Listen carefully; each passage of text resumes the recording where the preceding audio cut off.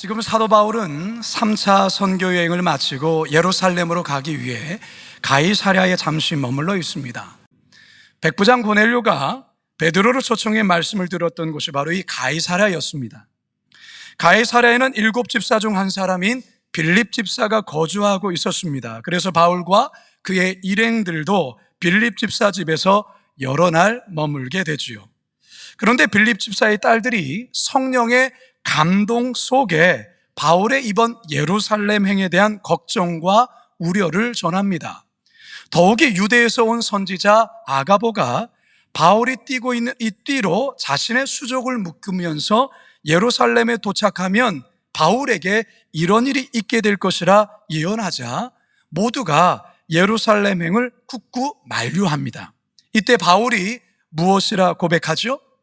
나는 주 예수의 이름을 위하여 결박당할 뿐 아니라 예루살렘에서 죽을 것도 각오하였노라. 이렇게 말을 합니다. 결국 바울과 그의 일행은 우여곡절 속에 드디어 예루살렘에 도착합니다.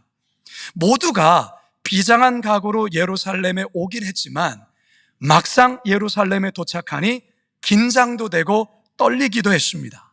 그런데 바로 그 순간 정말 생각지 않은 큰 환대를 이들이 경험합니다. 예루살렘 교회 형제들이 이들을 뜨겁게 환영하며 따뜻하게 맞아준 것입니다. 이 환대로 인해서 일행 모두는 그 긴장된 그 마음을 풀고 큰 위로와 용기를 얻게 됩니다. 사랑하는 성도 여러분, 최근 우리 사회에 이 비극적인 일들이 많이 발생을 했습니다. 이런 일들을 볼 때 정말이지 하나님의 특별한 은혜가 아니면 결코 살아갈 수 없는 세상이라 고백하지 않을 수 없습니다.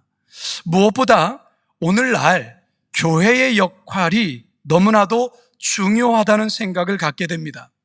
이런 측면에서 오늘의 본문은 우리에게 오늘날 교회 공동체가 어떠해야 하는지를 아주 잘 보여주는 말씀이라 할 수 있습니다. 바라기는 오늘 말씀을 통해 우리 교회와 우리 성도들을 향하신 하나님의 기대와 뜻이 무엇인지 깊이 깨닫게 되는 은혜의 시간 되기를 간절히 소망합니다. 첫 번째 따라 합시다. 환대가 넘치는 교회 공동체. 미국 에모리 대학에서 박사학위를 받고 지금은 트리니티 복음주의 신학대학원에서 신약학 교수로 활동하는 조슈아 지프 박사가 쓴 환대와 구원이라는 책이 있습니다. 이 책에 이런 내용의 구절이 있어요. 기독교의 하나님은 환대의 하나님이다. 곧 자기 백성에게 환대를 베푸실 뿐만 아니라 자기 백성이 다른 이들에게 환대를 베풀도록 요구하는 하나님이시다. 우리 하나님이 어떤 하나님이라고요? 환대하시는 하나님이라는 거예요. 참 기가 막힌 통찰력의 표현이라 생각합니다. 환대하시는 하나님.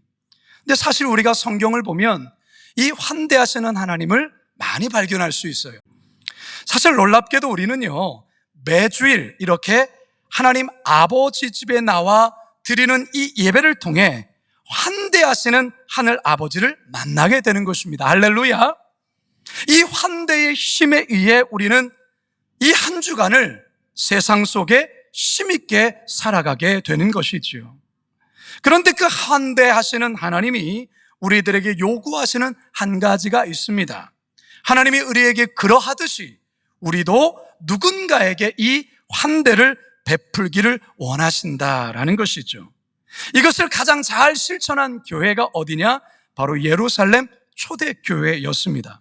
오늘 본문을 통해서 이 같은 사실을 우리가 엿볼 수 있는데요, 15절에서 17절입니다. 시작. 이 여러 날 후에 여장을 꾸려 예루살렘으로 올라갈새 가이사랴에 몇 제자가 함께 가며 한 오랜 제자 구브로 사람 나손을 데리고 가니 이는 우리가 그의 집에 머물려 함이라. 예루살렘에 이르니 형제들이 우리를 기꺼이 영접하거늘. 어떻게 영접했다고요? 기꺼이 영접했다. 이게 바로 환대입니다. 여러분, 낯선 장소, 어떤 낯선 모임에 처음 갔는데 아무도 여러분을 영접해 주지 않고 아무도 여러분을 맞아주지 않는다면 여러분, 그때 여러분 기분이 어떻습니까? 굉장히 뻘쭘하고 불안하고 더 나아가 좀 속상한 마음이 이렇게 일어나지 않습니까? 그런데 누군가가 여러분을 반갑게 영접해주고 환영해주면 이런 마음이 어떻습니까? 너무나도 기쁘고 평안하고 행복하지 않습니까? 이게 바로 환대의 신비이자 환대가 주는 은총입니다. 사실 사도 바울과 그의 일행은요, 우리가 쭉 말씀을 지금까지 보았지만 지금 대단히 긴장하며 예루살렘까지 어렵게 왔어요. 길고 긴 여정으로 심신도 많이 지쳤습니다.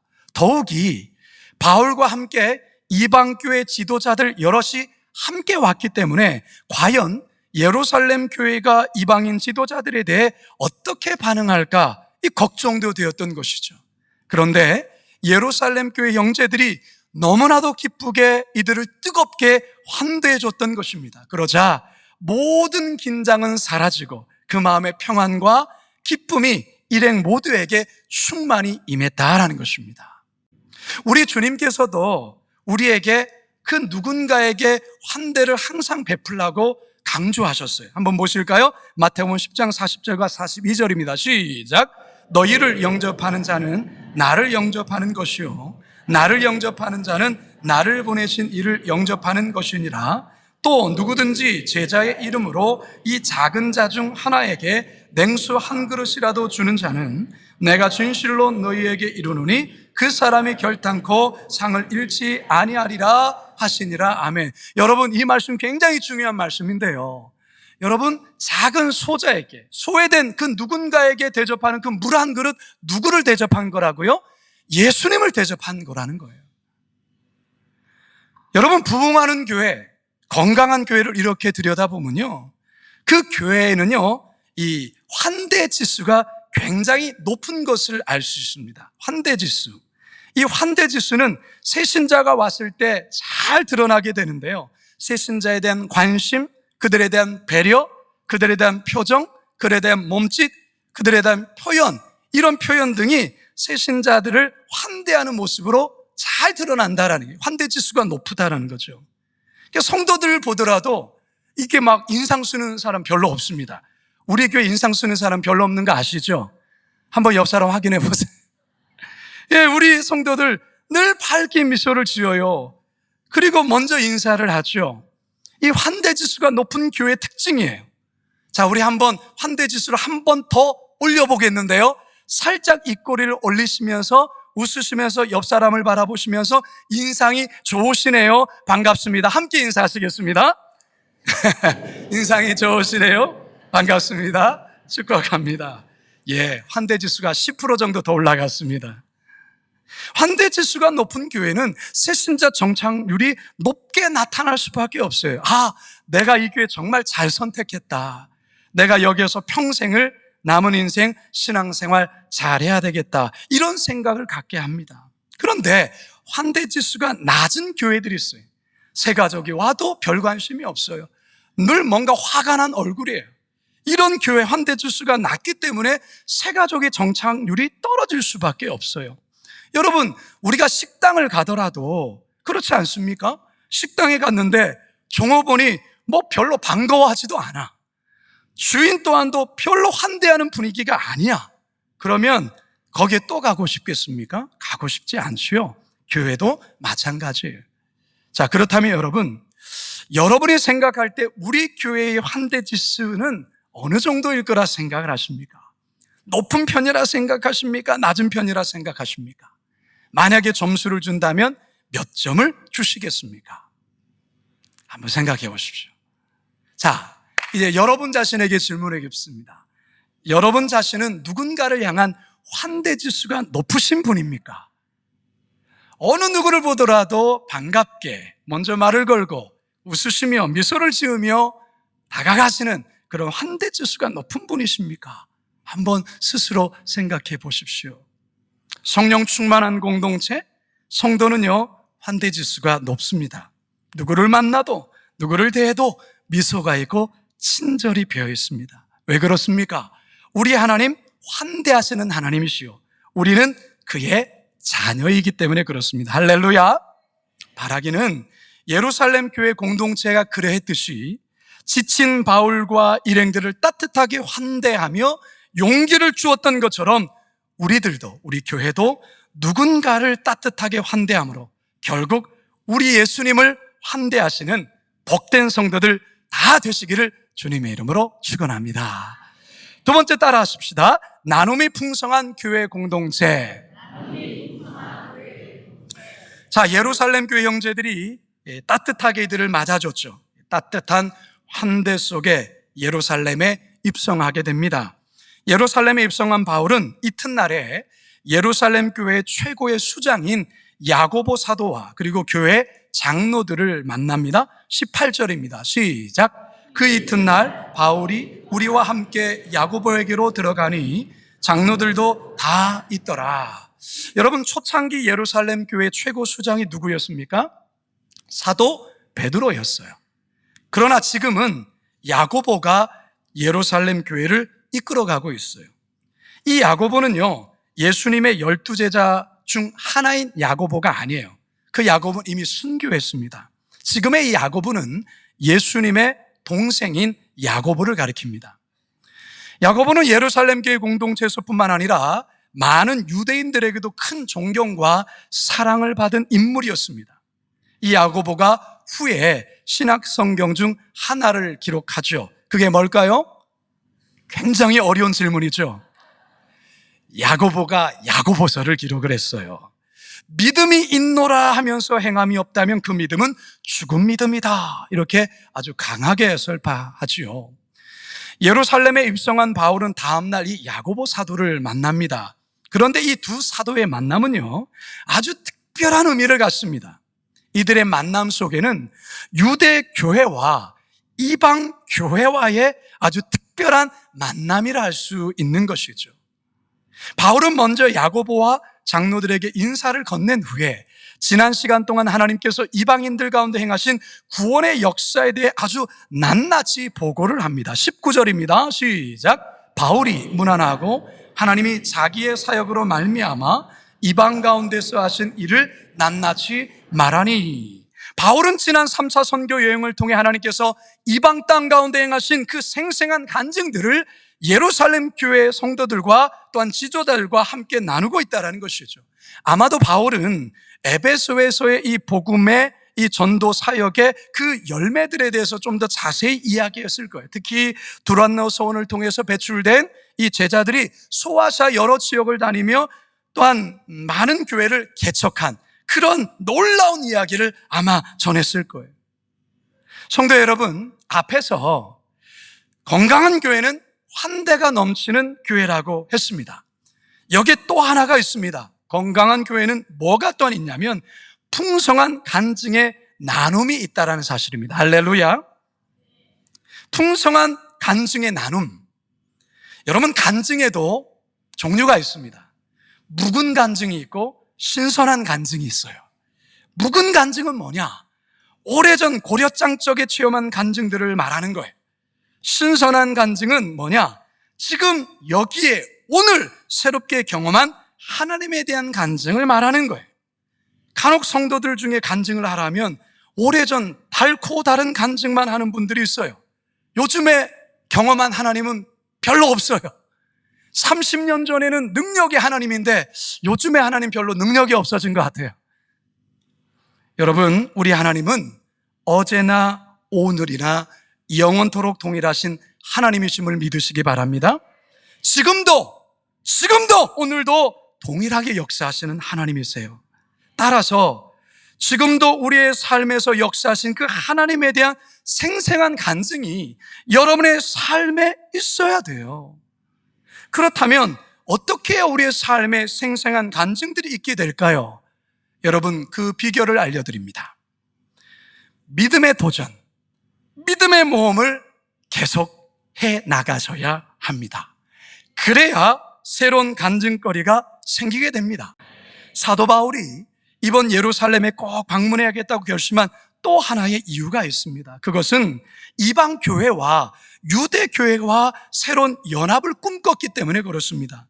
현재 예루살렘 교회가 재정적으로 대단히 어렵습니다. 굉장히 궁핍한 상황 속에 어려움 속에 있어요. 그래서 바울이 이방 교회 성도들을 통해서 그 어렵게 모금한 구제비를 예루살렘 교회에 전달함으로 이 이방 교회와 예루살렘 교회가 연합되기를 바라는 마음이 있었다, 그거예요. 로마서 15장 25절에서 27절에 그 내용이 나옵니다. 함께 읽습니다. 시작. 그러나 이제는 내가 성도를 섬기는 일로 예루살렘에 가노니 이는 마게도냐와 아가야 사람들이 예루살렘 성도 중 가난한 자들을 위하여 기쁘게 얼마를 연보하였습니다. 저희가 기뻐서 하였거니와 또한 저희는 그들에게 빚진 자니 만일 이방인들이 그들의 영적인 것을 나눠 가졌으면 육적인 것으로 그들을 섬기는 것이 마땅하니라. 할렐루야. 여러분, 얼마나 아름다운 모습입니까? 우리 하나님 얼마나 이 교회 기뻐하시겠어요? 참으로 감사한 것이요, 우리 교회도 이런 아름다운 나눔이 계속해서 실천되고 있다는 사실입니다. 할렐루야. 그러면서 저는 이런 바람을 또한 가져보죠.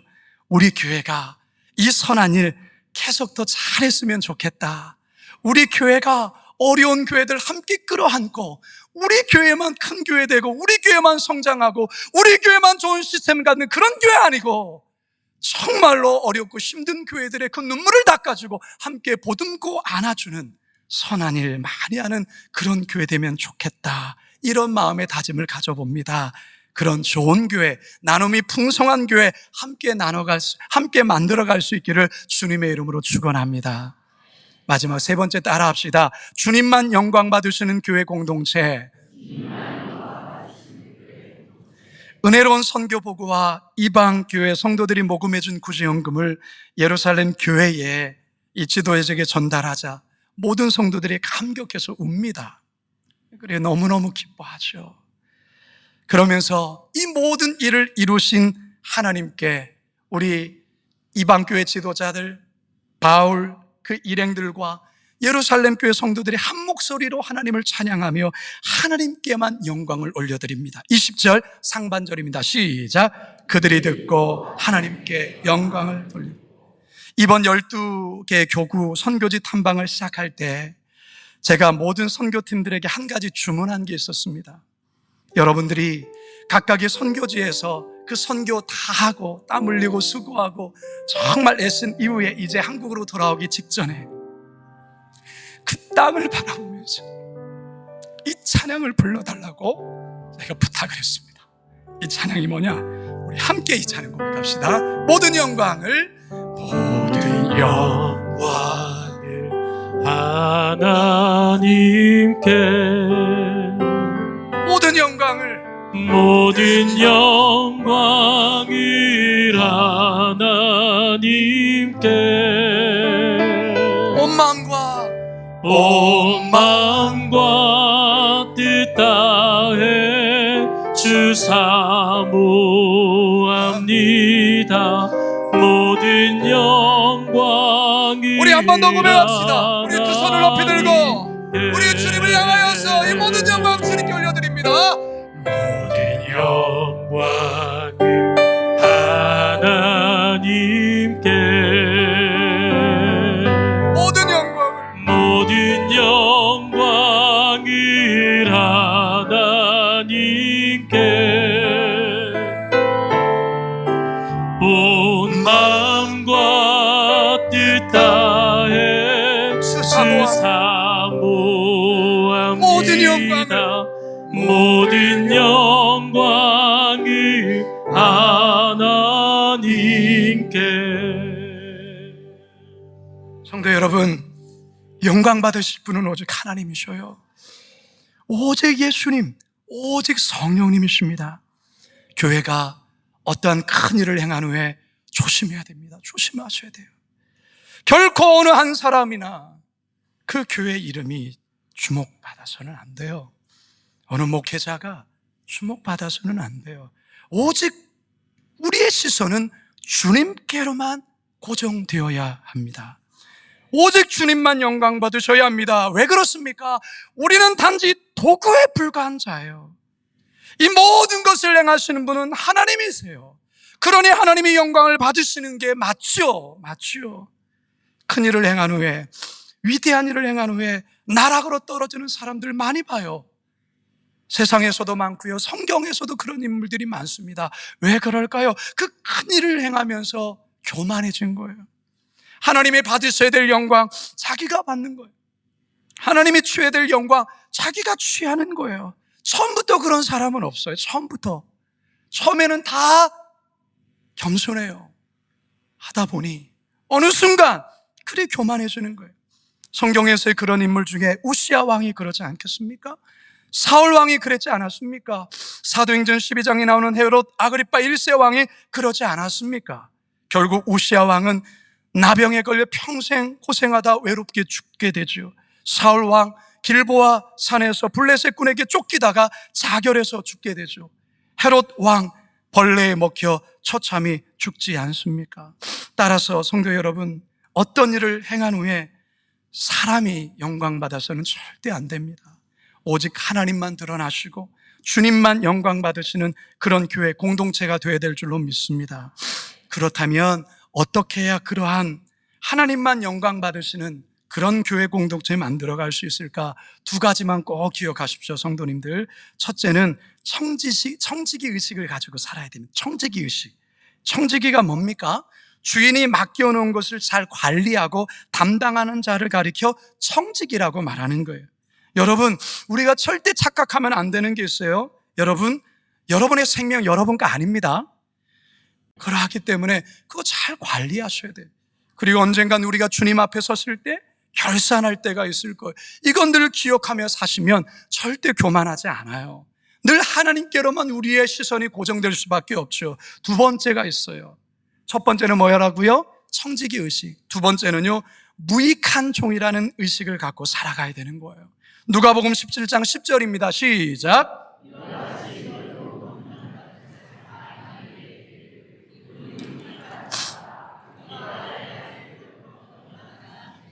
사랑하는 성도 여러분, 오늘날 교회가 주님의 교회라고 하면서도 여전히 사람이 주인처럼 보이는 안타까운 교회들이 있어요.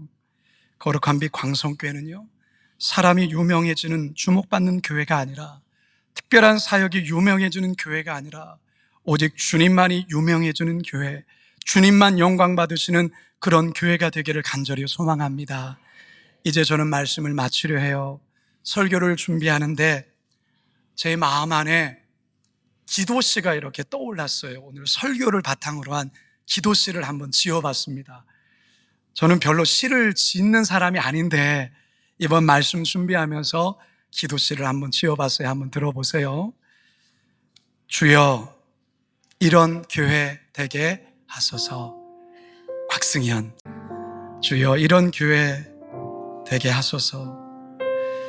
삶에 지친 영혼들 언제라도 다가와실 수 있는 아버지 품과 같은 교회 되게 하소서. 죄책감과 시리에 빠져 한없이 눈물을 흘릴 때 말없이 눈물 닦아주시며 환대해 주시는 어머니 손과 같은 그런 교회 되게 하소서. 주여, 이런 교회 되게 하소서. 오늘도 역사하시는 하나님을 체험하며 풍성한 간증이 모두의 기쁨이 되고 나눔이 되는 교회 되게 하소서. 가난한 이웃과 소외된 자들에게 기꺼이 물질을 나누고 열방에 잃어버린 자들에게 복음과 사랑을 나누는 그런 교회 되게 하소서. 주여, 이런 교회 되게 하소서. 특정한 사람이나 업적이 드러나지 않고 오직 하나님만 찬양받으시는 교회 되게 하소서. 모든 일 마쳤을 때 나는 무익한 종입니다.